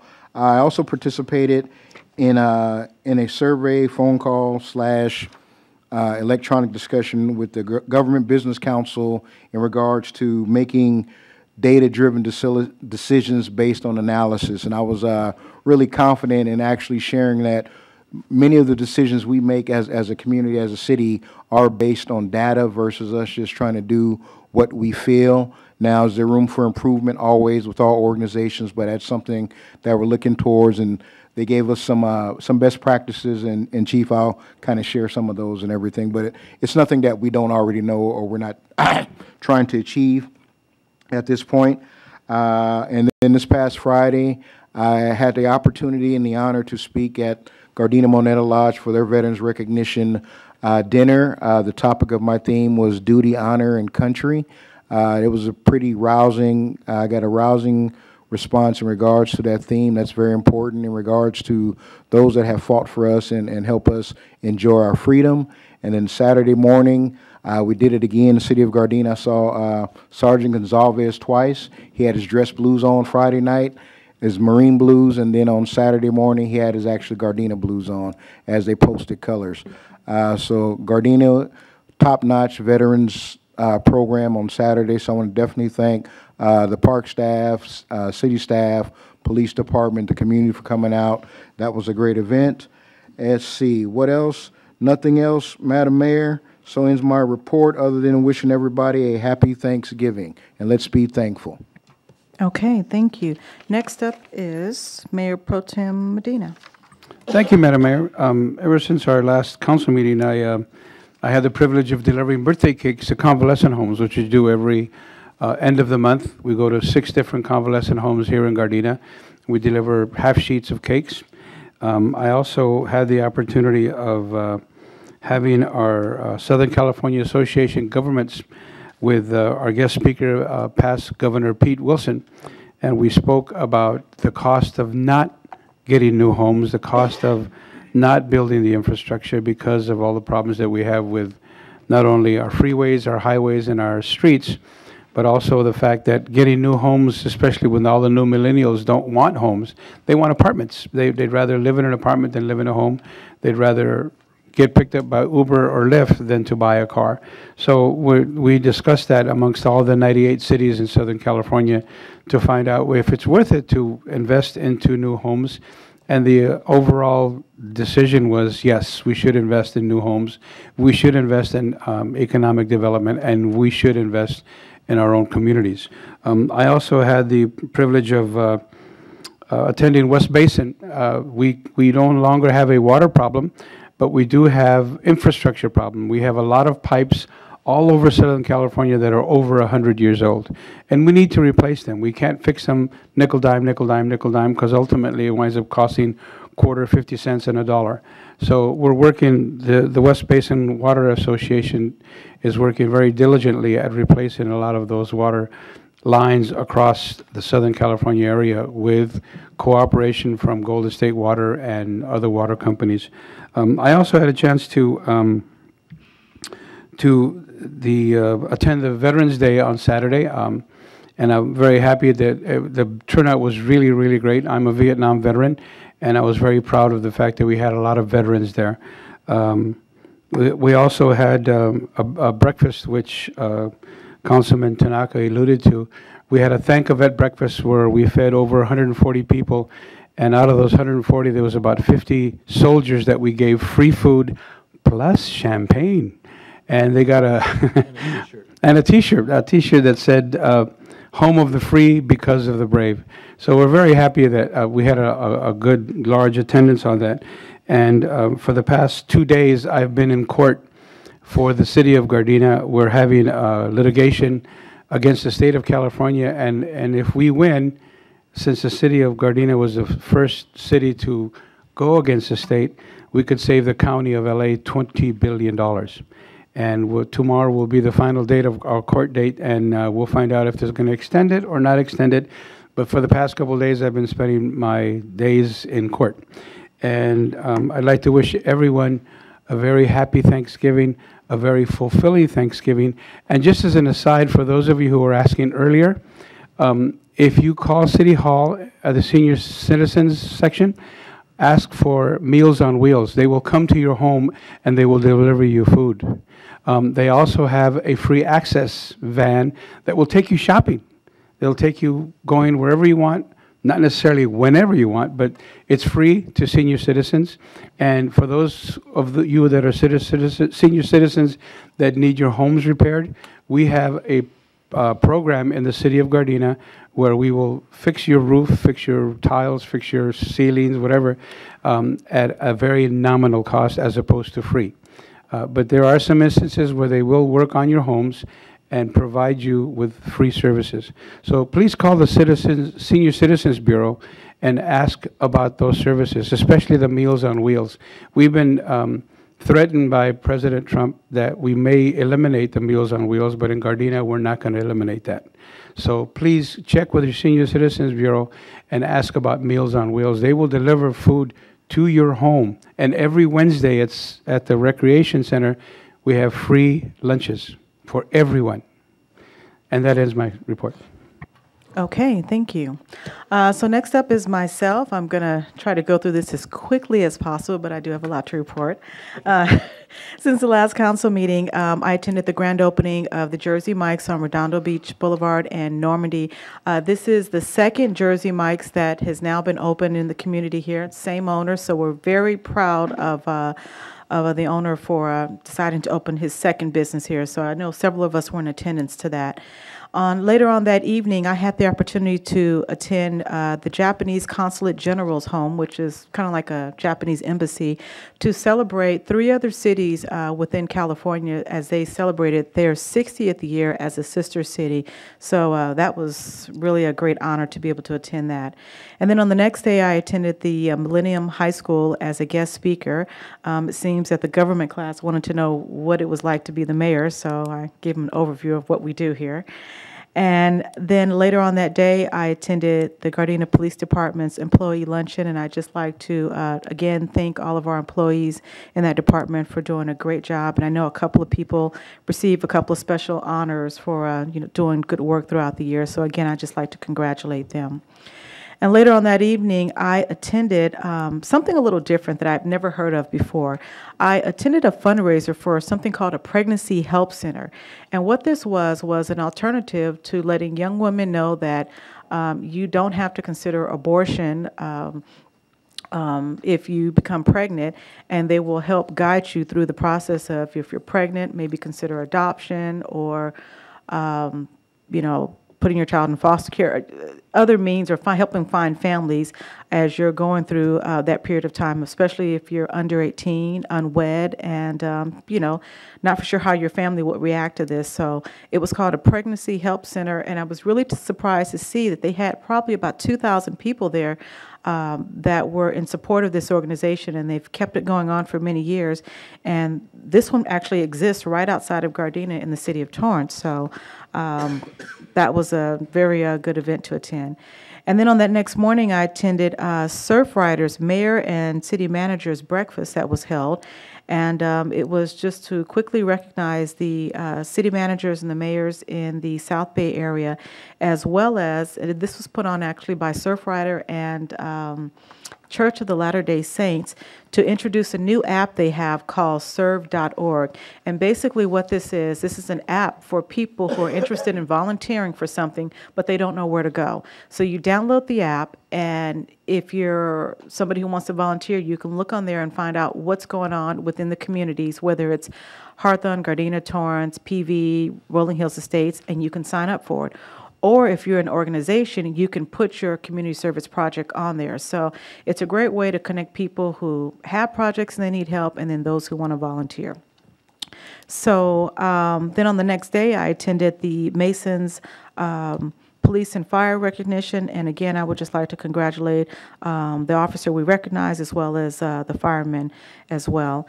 And then on that next day, I was actually on a panel for the topic was Christians in a leadership role. Can you be a politician and be religious at the same time? So that was in the city of Torrance. And then also, thank you. And then also, I finished my completion of my CERT training, so I'm officially certified now for emergency preparedness. And again, I just like to encourage everyone, please consider taking the CERT class. It is a free class to take. It's 3 8-hour days. And I was really happy to see the number of people who signed up this last time with us and finished taking the classes with us. We had a great time, and it was the LA County Fire Department who puts it on. They do an amazing job, and it was so good, the class that we were attending, that every time we had to take a break, nobody wanted to get up out of their seats. That's just how interesting it was. We talked about emergency preparedness. We also talked a little bit about active shooter and, you know, how to deal with situations as best we could. So again, the next time CERT comes up again, I'll probably remind everyone. And like I said, you know, please consider taking the CERT class and maybe bring your neighbors out as well. Also, I attended a Neighborhood Watch meeting at Crossroads and was a guest speaker there. And then on the next day, I left for Japan. But I'll talk about that in a few moments here. Once I got back from Japan, I attended the city selection meeting where we were voting in the new president for AQMD, and we what am I trying to say? We renominated, and the person won was Judy Mitchell, who was a city council member in the city of Palos Verdes. She's been the AQMD representative for, I believe it's 8 years now, so we were happy to be able to get her back in office. So I'm sure many of you probably wonder, what is AQMD? For those of you sometimes who will call City Hall and say, you know what, we smell something funny in the air outside, you know, it smells like gas. We're not for sure what it is. You know, is it something coming from, you know, the ground or one of the factories nearby? We call AQMD, and they go out and check on this, find out what it is. They also go out and they regulate the different manufacturers in the area just to make sure that they're not putting out any bad chemicals. So through AQMD, we elect somebody from our cities here, and each of us actually have the option of going for that position as president. So we reelected the president, again, Judy Mitchell, who's been doing a great job for 8 years, and she now has that position for another couple of years. Also, on last Thursday, I, too, attended the fire department tour, and again, as was mentioned earlier, it was a great tour. It's really good knowing the resources that we have with LA County Fire Department. Some of the things that I didn't know was that how LA County Fire Department, they help victims in places like Haiti, I believe it was Japan, when they had the earthquake, and they have a whole department that actually deploys and goes out there for like a month at a time. We were able to see some of the equipment they had, and it was pretty amazing.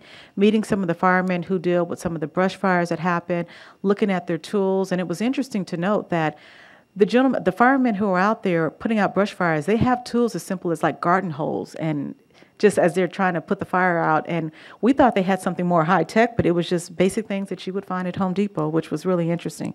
So it was a very informative tour, and I'd just like to thank Laura Waters with the LA County Fire Department for scheduling this tour, and I hope that in the future we can have more tours like this to learn more about what our departments are doing, and that way keeping our city council informed as to, you know, what they offer for us. And then on this past Saturday, I also attended the funeral services of Bruce Kaji, and today we're going to adjourn in his memory. And immediately following that, I attended the Veterans Day ceremony, and I would just like to thank our Park and Recs Department for doing a great job in putting that ceremony on. Again, I believe this is our 49th year that we've had this here, and it was really nice. So again, just like to thank you, and to also thank all of our veterans who were able to attend and those who weren't. Again, we just can't say enough about your service to our communities. And then on this past Sunday, I actually missed the Think of It brunch, but I would just again like to thank my colleague, Mayor Pro Tem Medina, for putting that on and just taking the time to put an event together that thanks our veterans here within our community. And lastly, I'm going to talk about our trip to Japan. I know everybody else was kind of holding back so others could talk about it, but I guess I'll be the person to talk about it. So I'll save some for you, Councilman. But we all, there was 3 of us on the council. of us that had the opportunity to go to Japan. Councilmember Kaskanian, Councilmember Henderson, myself, Councilmember Tanaka, our city attorney, Peter Whalen, Yvette Benjamin from Parks and Rec, and also from our police department, Toshio Harai. And I just want to thank you guys for being there as we were able to represent Gardena in our 55-year sister city relationship here. I again would like to just echo my thanks to Yvette Benjamin. As was mentioned earlier, she was really on it. She kept us together. She made sure we had our gifts to give the elected officials. Every official form that had to be signed, she was like Johnny on the spot pulling it out. So thank you for that. She was great. I also like to thank Toshio Harai. He was our translator. He was our everything on this trip here. Unfortunately, I got a little sick, and he was running all over the place trying to find cold medicine for me. That's how he assisted me. Councilmember Tanaka said he was by my side. I just want to clarify what he was doing to assist me. But he was really great and also keeping us together. We had a lot of seniors that were on our trip, so a lot of them had to get pushed around in wheelchairs.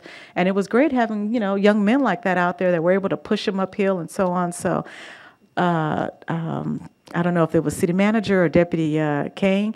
Whoever suggested him, you picked the right person because he was great.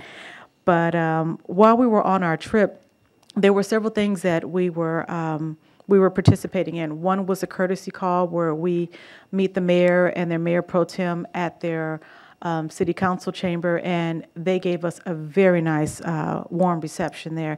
As a matter of fact, I put it on Facebook, and it's had over 1,000 hits already. People were very impressed at what they do in Japan for us. We attended the anniversary dinner where several of us were dressed in kimonos. And I know I mentioned this 5 years ago, but that is not an easy process. It takes 2 or 3 ladies from myself to dress us.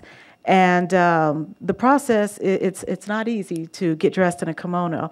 And so several of the ladies who were part of that, it was an experience for many of us to participate in. And I don't know if the men had to endure what we did, but we had plastic in our back. We were bound to, it was a lot going on. So I take my hat off to the women who wore kimonos. We also participated in our Citizens Festival there, where many of their council members attended that. They have, in Ichikawa, Japan, they have 41 city council members and a mayor. And I'm sorry, 41 council members, a mayor pro tem, and then the mayor. And interesting enough, when I was talking to some of their council members, they just finished doing their elections for their House of Representatives, and right now they're in the process of electing a new mayor to Ichikawa. But some of the things that were interesting in talking to the politicians there is that they're not allowed to go to residents' homes to campaign. They can only put up posters. They can stand in the middle of a park and have like a forum where you get on a microphone and talk to the people in an open forum. So in a lot of ways, it's different, but yet it's the same, in what they do. So I thought it was very interesting as we, learn more about how they run their government there.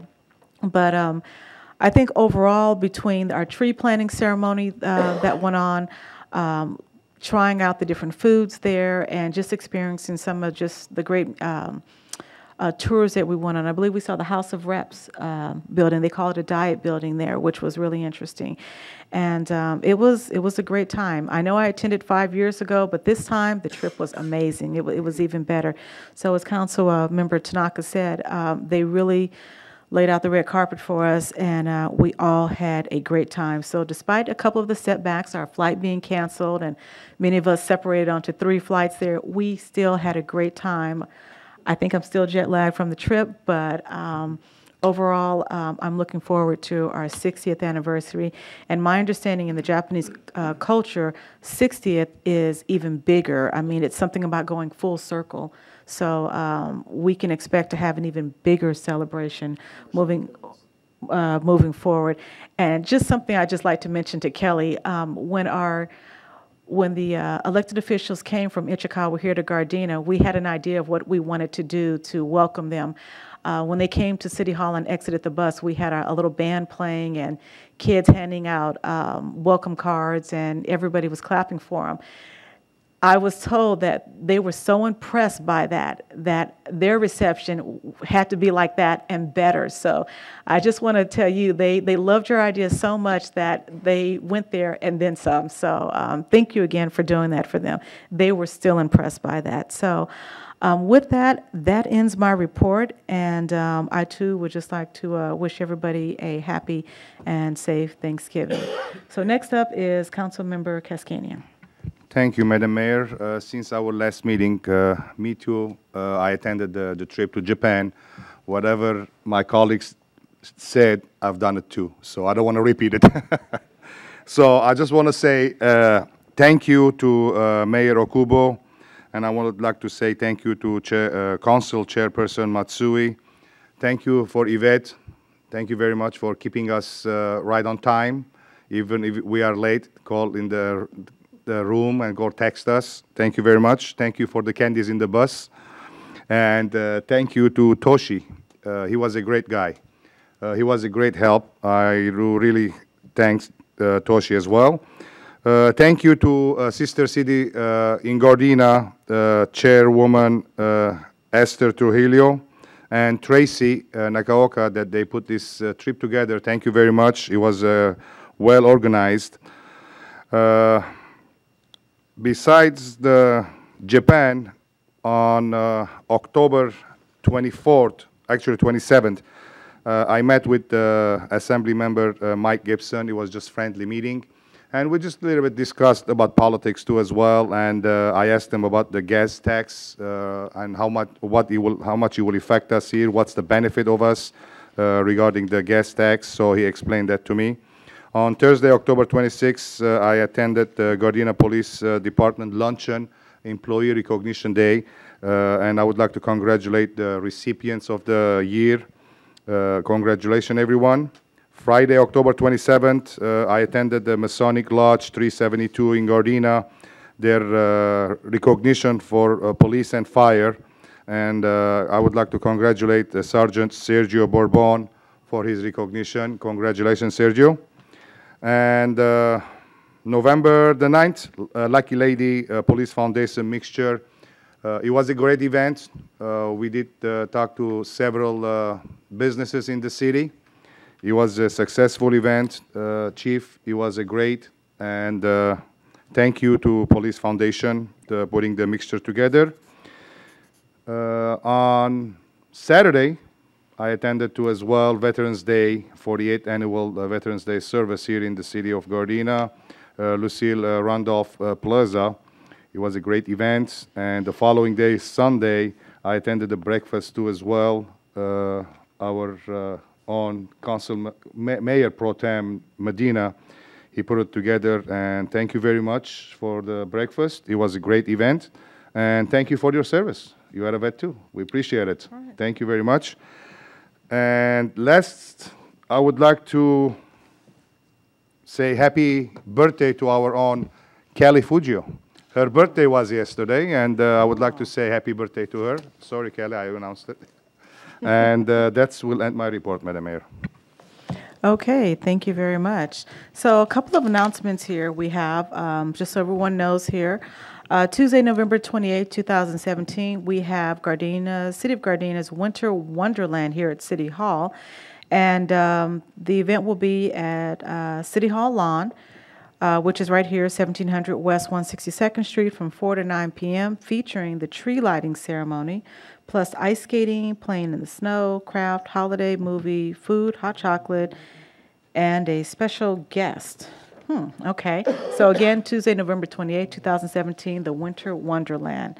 Also, on December the 2nd, we will have our 48th annual Christmas Craft Fair. That will be at the Nakaoka Community Center, and that will be from 9 a.m. to 3 p.m.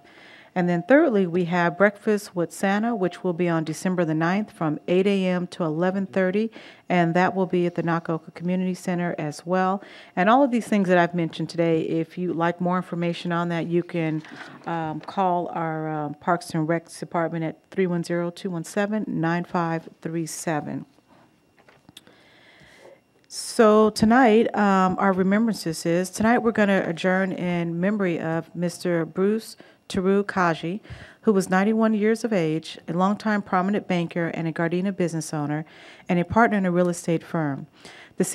He was also the City of Gardena Treasurer Emeritus, who was elected in 1960, and the City of Gardena Wall of Fame honoree, along with his wife Frances in 1996. He was also the founding president of the Japanese American National Museum and was appointed by LA County Supervisor Kenneth Hahn to serve on the Board of Trustees of the county's Dr. Martin Luther King Jr. Hospital. Mr. Kaji received the Order of the Rising Sun, Gold and Silver Rays from the government of Japan in 1997. Prior to coming to Gardena, he served in the U.S. Army in World War II, during which he was an interpreter for the War Crimes Tribunal, and along with his fellow Nisei World War II veterans of the Military Intelligence Service, the 100th Battalion and 442 Regiment Combat Team. He was awarded the Congressional Gold Medal in 2011. Yes, in 2011. We're also going to be adjourning in memory of Mr. Conrad Alegria, who was Alegria, thank you, who was 57 years old and a longtime resident of Gardena, a graduate of Gardena High School who managed the Burnt Tortilla restaurant and volunteered at various food shelters helping serve meals to the homeless as well. Also, I'd just like to let everyone know that we will not have a second meeting in the month of November. So our November 28th City Council meeting has been canceled at this time. So the Gardena City Council will adjourn to our next regularly scheduled City Council meeting, which will be at 7 p.m. on Tuesday, December the 12th. And again, we'd like to wish everyone a happy and a safe Thanksgiving. We're adjourned.